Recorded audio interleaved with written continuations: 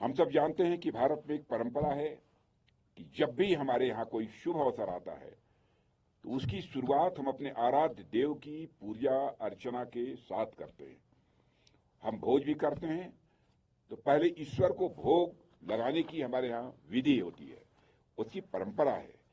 भगवान को भोजन अर्पित करने के बाद यदि घर में कोई श्रेष्ठ जन आया हो, कोई संत महात्मा आया हो या फिर पुरोहित आए हों, गुरु आए हों, तो उसके बाद उन्हें भोजन अर्पित किया जाता है।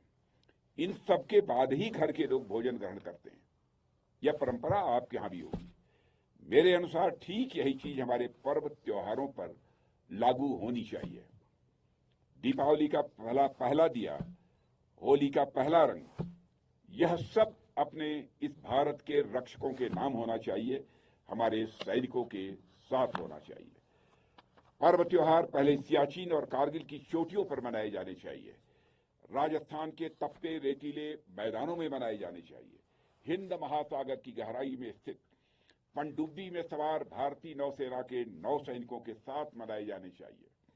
उसके बाद ही लोगों को होली दीपावली जैसे त्योहारों को मनाने में आनंद की अनुभूति होगी।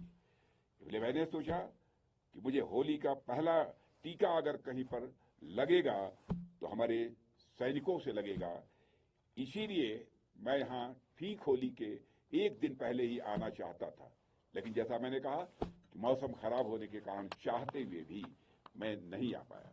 हमारे army chief general Manoj ji Pandey और सुचिंद्र कुमार जी तो यहीं पर थे, मिस्टर बाली वहां पर थे। पूरी कोशिश की गई, लेकिन आपके बीच उस समय मैं नहीं पहुंच पाया, उसकी वेदना मुझे थी, इसीलिए आज आया। साथियों, तो मैं चाहता हूं कि सैनिकों के साथ ऐसा सेलिब्रेशन हमारी भारतीय संस्कृति का एक अभिन्न हिस्सा बन जाए कि कारगिल की बर्फीली चोटियों पर, राजस्थान के तपते रेतीले मैदानों में, गहरे समुद्र में स्थित पनडुब्बी में, इन जगहों पर हर बार सबसे पहले सम्मान पूर्वक पर्व और त्योहार मनाए जाने चाहिए। यहां हमारे army chief general Manoj ji Pandey भी उपस्थित हैं।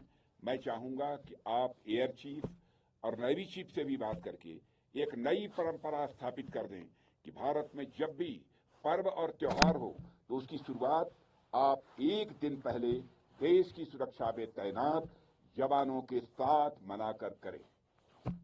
यह हमारा आग्रह है। साथियों, यह राष्ट्र सेवा का आप जो कार्य कर रहे हैं, यह कोई